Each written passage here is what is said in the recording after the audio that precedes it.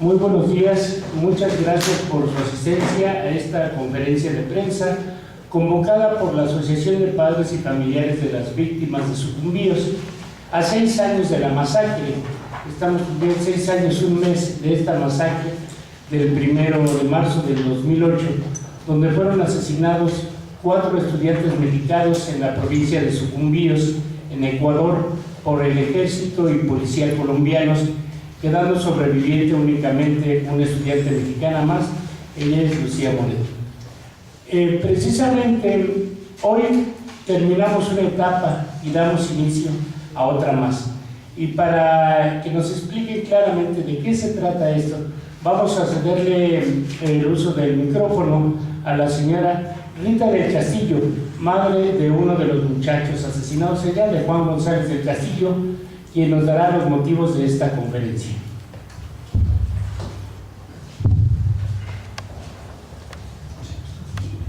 Sí, gracias. Buenos días.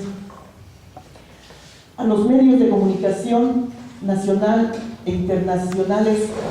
a las organizaciones populares, sociales y estudiantiles, a los organismos de derechos humanos, al pueblo de México y latinoamericano. Hoy, jueves 27 de marzo, se marca un acontecimiento de gran importancia para nosotros como Asociación de Padres y Familiares de las Víctimas de Sucumbíos, y creemos también es un gran paso para la verdad, la memoria y la justicia en beneficio de nuestros hijos asesinados el 1 de marzo en Sucumbíos, Ecuador, por órdenes del Estado colombiano, pero al mismo tiempo para todo el pueblo latinoamericano. En estos momentos se encuentra en la ciudad de Washington, D.C., una delegación integrada por parte del equipo jurídico de la Fundación Regional de Asesoría en Derechos Humanos, INRED,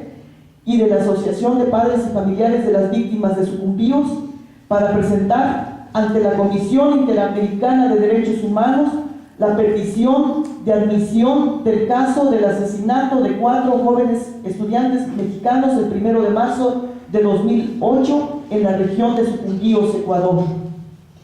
Como antecedente, a mediados del 2011, la Comisión Interamericana hizo público el informe de admisibilidad del caso de Franklin Ayzala, joven ecuatoriano, quien también muere asesinado en Sucumbíos el 1 de marzo de 2008, con lo cual se dejaron precedentes importantes para que nosotros podamos hoy solicitar ante la misma comisión admita el caso de nuestros hijos asesinados en los mismos hechos y cuyo principal responsable es el Estado colombiano al mando del expresidente Álvaro Uribe Vélez, del exsecretario de la Defensa y actual presidente colombiano Juan Manuel Santos Calderón, del exdirector de la Policía Nacional de Colombia Óscar Adolfo Naranjo Trujillo y de una serie de mandos militares y policiales que son responsables directos por cadena de mando de la Operación Fénix. Hoy, 27 de marzo, con mucho esfuerzo nos encontramos de manera simultánea en las ciudades de Washington, D.C., Quito y México DF para realizar el anuncio de esta solicitud y que para nosotros significa un gran paso en el camino que nos picamos desde marzo de 2008. Es la conclusión de una etapa, pero al mismo tiempo es el inicio de otra nueva. Termina una etapa que inició aquel triste 1 de marzo, cuando el odio de guerra, de venganza, de muerte, cuando la negativa de construir caminos para la paz ejecutó una agresión sin precedentes en la historia de América Latina, asesinando alrededor de 25 personas. Entre ellas nuestros 4 hijos, Verónica Velázquez Ramírez, Soren Ulises Avilés Ángeles, Fernando Franco Delgado y Juan González del Castillo. Desde el momento en que nos enteramos y corroboramos su asesinato, nos dimos a la tarea de iniciar una lucha por justicia, por reivindicar su memoria, por detener la campaña de mentiras, calumnias, de criminalización en su contra, pero también nos decidimos por defender a Lucía Moreno, única sobreviviente mexicana de la masacre. La lucha por la verdad memoria y justicia a lo largo de estos años ha sido ardua, llena de sacrificios e innumerables adversidades que nos han conducido a este momento. Pero no es algo que hayamos logrado solos en este camino. Desde su inicio hemos encontrado la solidaridad y fraternidad de organizaciones sociales,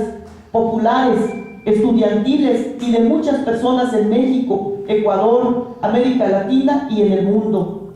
Hemos encontrado el apoyo decidido de organismos de derechos humanos que con su experiencia y dedicación nos han acompañado a cada paso que hemos dado y que hoy muestra uno de sus más grandes logros. Sabemos muy bien que hoy es el fin de una etapa, pero al mismo tiempo el inicio de una que nos permitirá seguir caminando hasta lograr justicia para las víctimas de Sucumbíos, hasta lograr que los principales responsables de la masacre sean juzgados ante cortes internacionales por todos los delitos de lesa humanidad que han cometido contra el pueblo latinoamericano. Es el inicio de una nueva lucha, de nuevos caminos, de nuevos encuentros, que esperamos que sean en compañía de todos aquellos que han estado con nosotros desde el inicio o que se han ido sumando en cada paso que hemos dado. Esperamos que cada vez seamos más, que nos sumemos más a la exigencia de justicia para las víctimas de Sucumbíos, que no es otra cosa más que exigir justicia para los pueblos latinoamericanos y que logremos un nuevo amanecer para todos nosotros.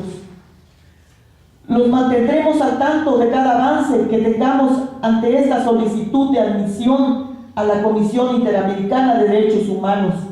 Nuestros esfuerzos en estos momentos se enfocarán en poder coadyuvar con todos los elementos probatorios necesarios para que la demanda sea admitida, que se tomen todas las medidas necesarias para investigar el asesinato cobarde de nuestros hijos y se juzgue a los responsables, que recaen para términos de esta demanda en la figura del Estado colombiano, pero al mismo tiempo se determine la responsabilidad de México y Ecuador en las omisiones jurídicas del caso y que se siente un precedente de justicia para los pueblos latinoamericanos. Washington DC, Quito, Ecuador y México DF a 27 de marzo de 2014. Por Verónica, Soren, Juan, Lucía y Fernando, a 6 años de la masacre de Sucumbíos, seguimos con esperanza luchando por justicia. Asociación de Padres y Familiares de las Víctimas de Sucumbíos. Gracias. Pues bien, como decía la señora Rita, hoy estamos presentando esta solicitud de admisibilidad de la denuncia para que sean castigados, para que se proceda jurídicamente en contra de los responsables del asesinato de nuestros 4 compañeros en Sucumbíos, Ecuador. Y queremos hablar también un poquito del contexto geopolítico. Sin tener los elementos necesarios, nosotros presuponemos desde la formación, desde la edición del libro de hace 2 años de Sucumbíos, Historia de una infamia, en el trabajo de investigación que nos hemos dado, que este caso no fue nada fortuito, no fue hecho al azar, porque tenemos antecedentes que desde antes la Embajada colombiana en México ha tenido una injerencia y obviamente con el último reporte del Washington Post nos damos cuenta también de la intervención de la CIA, precisamente en el seguimiento del apoyo a los movimientos sociales. ¿Esto qué quiere decir? Qué casualidad que cuando sucede lo de Sucumbíos hay 2 organizaciones de la extrema derecha mexicana, la de este señor Velasco Arzac y Ortega Sánchez, que son los que presentan la demanda en contra no nada más de los compañeros, sino también de Lucía Moret y de otra serie de personas, incluida la entonces senadora Rosario Ibarra, como si fuera una célula de las FARC aquí en México, sin entender lo que es la solidaridad internacional. Se presenta la denuncia ante la PGR el 3 de noviembre de 2008. En marzo del 2012 se añaden unas pruebas que la misma Procuraduría Procuraduría General de la República de México solicitó y la asociación las hace llegar. En cuanto a la Secretaría de Relaciones Exteriores, el 1 de junio del 2010 se le hace llegar una prueba de la agresión de que fue objeto de la asociación afuera de la Embajada de Colombia en la protesta que mensualmente realiza en los primeros días de cada mes. En agosto, el embajador colombiano en ese entonces, Luis Camilo Osorio, niega esta agresión, aunque están los videos y sigue en YouTube todas estas muestras. En septiembre del 2010, la entonces secretaria de Relaciones Exteriores tiene una comparecencia ante el Senado, donde textual dice, en una de sus palabras, de sus dichos, dice que ningún país defiende a sus connacionales como México. Esa es una de sus frases. Ahorita, a la distancia del tiempo, pensamos que a lo mejor sí tiene razón. Ningún país defiende a sus connacionales como México, porque México no los defiende. Ahí es el caso de los muchachos, y no es el único. Todos los connacionales que han sido muertos en la frontera norte, todos los connacionales que son humillados y vejados diariamente en otros países, no son defendidos. Entonces yo creo que a eso se refería la señora secretaria. Ningún país defiende a sus connacionales como México. Se le pidió en esa época la expulsión del entonces embajador por la agresión a la Asociación de Padres y Familiares. Bueno, pues ni la administración federal anterior ni la administración federal actual se han dignado, han tenido la más mínima decencia de recibir a la asociación aquí presente.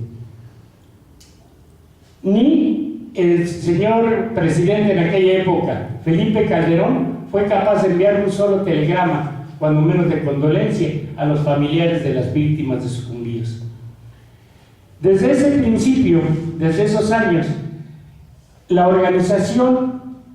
organizaciones de derechos humanos en México, de alguna forma, entre ellas la Comisión Nacional de Derechos Humanos, a la que se le ha pedido también se pronuncie al respecto, no ha hecho nada. Una ONG que ha acompañado todo este caso, que le ha costado inclusive mucho el acompañamiento, es la Liga Mexicana por la Defensa de los Derechos Humanos, que digamos es la compañía de INRED en Ecuador. Y ahora vamos a cederle el uso de la palabra al doctor Adrián Ramírez López, presidente de la Liga Mexicana por la Defensa de los Derechos Humanos, quien nos dará un panorama más sobre la cuestión jurídica del mismo. Bien, dice la señora Rita, se comienza una nueva etapa, pero han pasado 6 años en los que los 3 países han cometido graves violaciones a los derechos de igualdad jurídica, seguridad jurídica, igualdad ante la ley, derechos al debido proceso, y afortunadamente, bajo los principios de la complementariedad de la Comisión Interamericana de Derechos Humanos y la convención de la que ésta emana, tutela derechos. Pero aquí debemos de tener muy claro que de todos modos el accionar de las palancas jurídicas internas tiene que funcionar tanto para Ecuador como para México como para Colombia. En el cuerpo de la queja que se presenta hoy ante la Comisión Interamericana de Derechos Humanos se establece ya con elementos propios del derecho interno de Colombia y de Ecuador que el operativo Fénix, para neutralizar y dar de baja a los integrantes del Frente 48 de las FARC en sucumbidos en Ecuador, fue una acción planificada cuando menos desde el 2007. Cuando menos se tiene ya conocimiento y certeza de que la acción fue planificada en el 2007. Que no fue un enfrentamiento, que no fue una confrontación, que no fue un encuentro inevitable, y lo peor aún, se demuestra que se utilizaron las negociaciones que había para el acuerdo humanitario para la liberación de Ingrid Betancourt y para el intercambio de personas retenidas y la distensión para el proceso de paz que hoy camina en los diálogos allá en Cuba, que se había esa posibilidad y se utilizó ese teléfono satelital y las negociaciones que el gobierno de Colombia estaba enterado, sabía y auspiciaba y alentaba con la Unión Europea, con Suiza y sobre todo de la Unión Europea, Francia, pero además estaba Ecuador, estaba el mismo Venezuela en este proceso. Sin embargo, la geopolítica que hacía avanzar a Venezuela en un proceso vertiginoso de integración latinoamericana con el ALBA, con la oposición a la militarización de la región, a la cancelación de los permisos de las bases militares en los países que se están vinculando al ALBA, presionó y obligó para que se realizara este golpe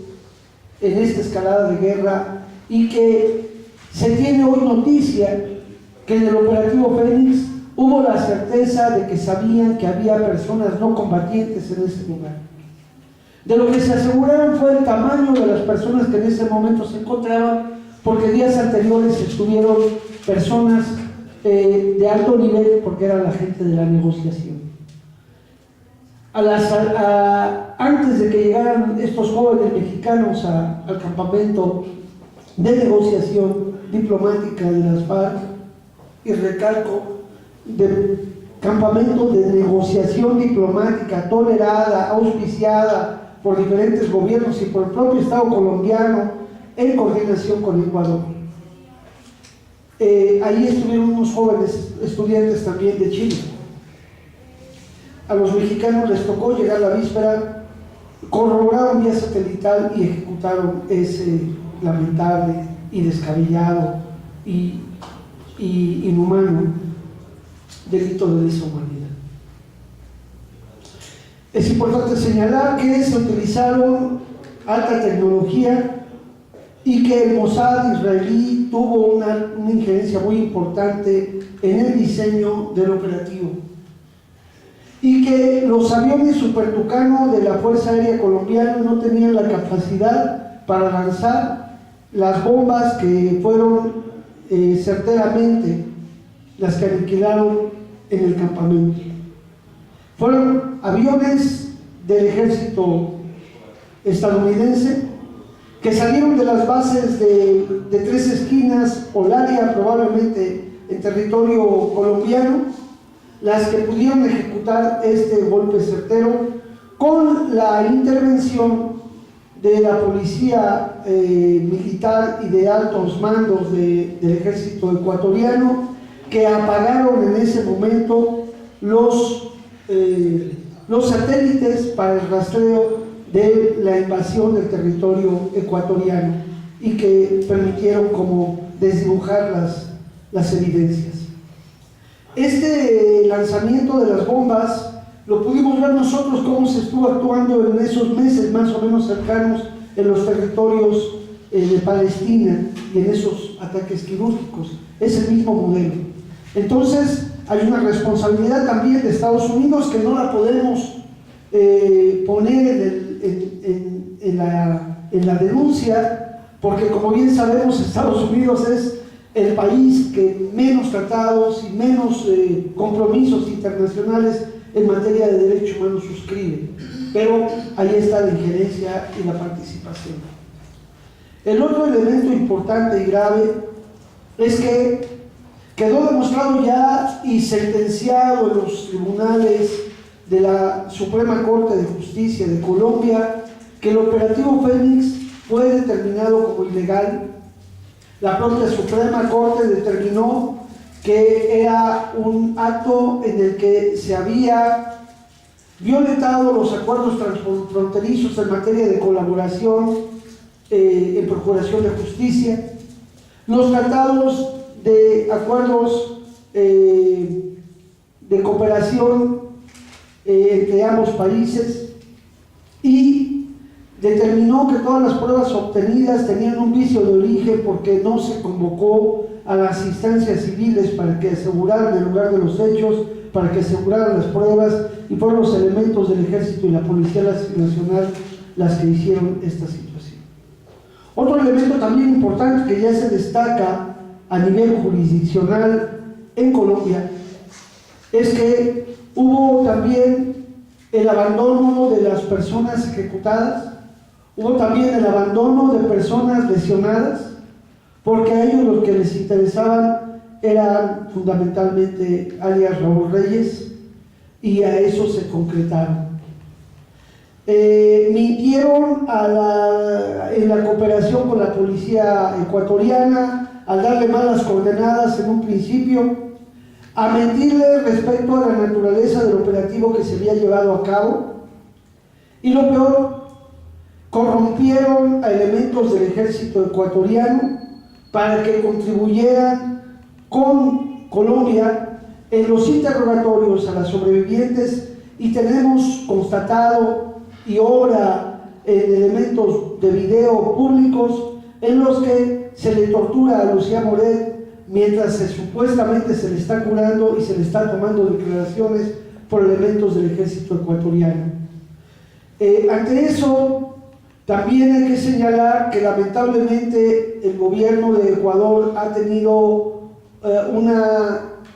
serie de omisiones respecto a la integración de la investigación sobre el caso de la muerte de los muchachos, y es por ello que se está pidiendo su competencia ante la Comisión Interamericana de Derechos Humanos para que agilice la integración de la averiguación de la indagatoria judicial allá. Otro elemento también importante que hay que tomar en cuenta es que hoy Ecuador cuenta ya con sus códigos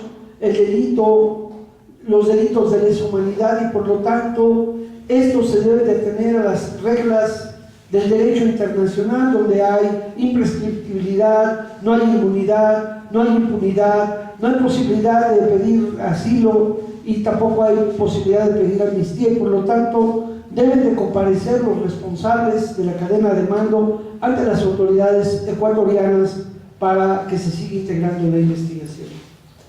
El Estado colombiano hizo nada, absolutamente nada, cuando la obligación es investigar de oficio cualquier muerte violenta para determinar si hay licitud o no en el hecho, y el Estado colombiano ha violentado esa situación. A nivel de fondo, el Estado mexicano ha actuado de manera negligente, como ya lo mencionaba el maestro Oscar Guzmán, respecto a que el servicio consular hizo nada por querellarse contra Colombia, hizo nada por proteger los derechos de los mexicanos, y más allá de intentar hacer los trámites o colaborar en los trámites de repatriación de las cenizas de los muchachos, lo demás es prácticamente nada. La Procuraduría General de la República ha cometido graves omisiones en la negligencia de integración de la averiguación previa UED, diagonal 041, diagonal 2009, que hasta la fecha hay nada en las investigaciones. Entonces, lamentamos la pasmosidad con la que camina la justicia, pero también nos sentimos altamente estimulados y fortalecidos por el valor, por la fuerza, por el coraje de los familiares de las víctimas de sucumbíos, de los mexicanos que hoy nos acompañan y los que tampoco están presentes, pero que siguen en este proceso de búsqueda de la justicia para redoblar los esfuerzos. Hoy se ha entregado ya el legajo de fundamentación de la queja ante la Comisión Interamericana, dirigida al doctor Emilio Álvarez y Casa, secretario ejecutivo de la Comisión, y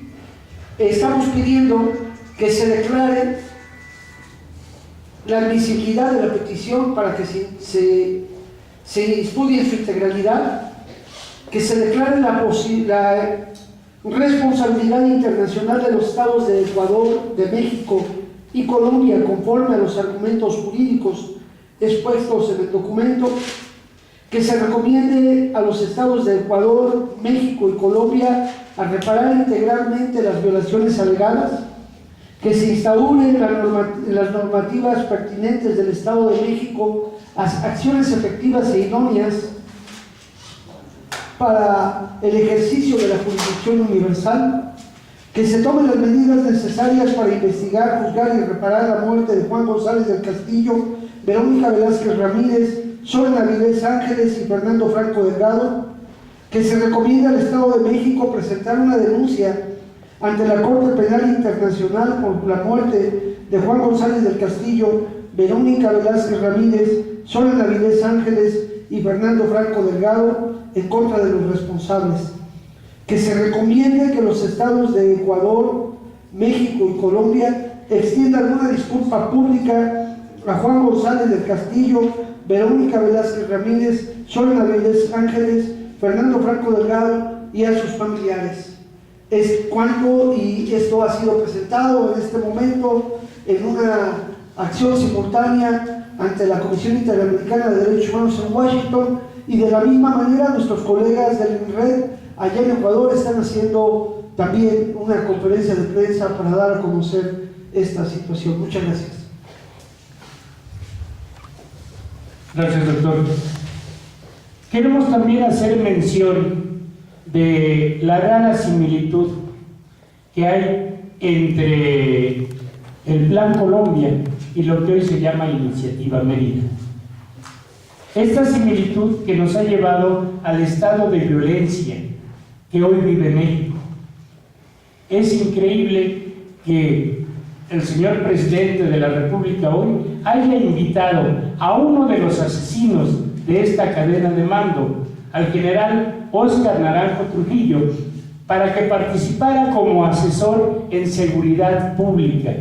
cuando el artículo 32 de la Constitución prohíbe la intervención de extranjeros en materias de seguridad pública y nacional. Este general es el que precisamente ha sido uno de los grandes diseñadores del Plan Colombia, y definitivamente, ya lo mencionaba en una de sus investigaciones Carlos Facio,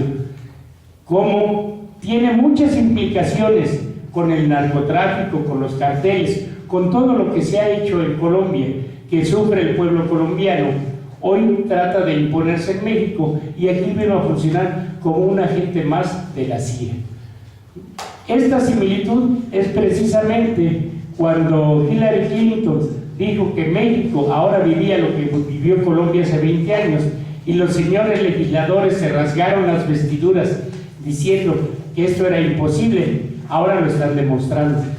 También queremos hacer mención que en el 2013 hicimos entrega de una cantidad de firmas, cerca de 5,000 firmas, no recuerdo ahorita, creo que fueron cerca de 5,000 firmas, a la Cámara de Diputados, ¿cómo se llama? A la mesa directiva de la Cámara de Diputados, solicitándole primero que se investigara al señor Óscar Naranjo. El señor Óscar Naranjo estuvo aquí, estuvo dando una cátedra en el TEC de Monterrey y nunca fue citado por la Procuraduría General de la República, ni siquiera como testigo. Lo tuvieron a la mano y el señor no tenía ninguna inmunidad, pero sí tenía la impunidad que el gobierno mexicano le brindó a este señor. Nunca fue citado. La Cámara de Diputados, la Cámara de Senadores, pues sí, nos han escuchado, ya presentamos el libro de sucumbir en la Cámara de Diputados en una ocasión, pero de ahí no ha pasado. Parece que el caso Sucumbíos ha vestido bien a algunos legisladores, pero en contrario, la asociación no ha recibido nada más. Le voy a ceder la palabra al compañero Israel, que quiere hacer una invitación para el próximo día 1. Bueno, buenas tardes, buenos días a todos. La invitación es para que este martes 1 de abril nos acompañen a la protesta, como cada año, cada mes lo estamos haciendo desde hace 6 años, frente de la Embajada Colombiana, a la 1 de la tarde, para que ahí también ya van a estar nuestros compañeros, don Álvaro, que está en Washington, Rita, que está, Genoveva y Ana María, que están allá en Quito, y bueno, también van a traer información del viaje y todo lo que conlleva en el contexto jurídico. Vamos a ceder el uso de la palabra a otra de las madres, precisamente la madre de Fernando, a la señora Miri. Bueno, pues nada más me queda decir que yo tengo fe en que la comisión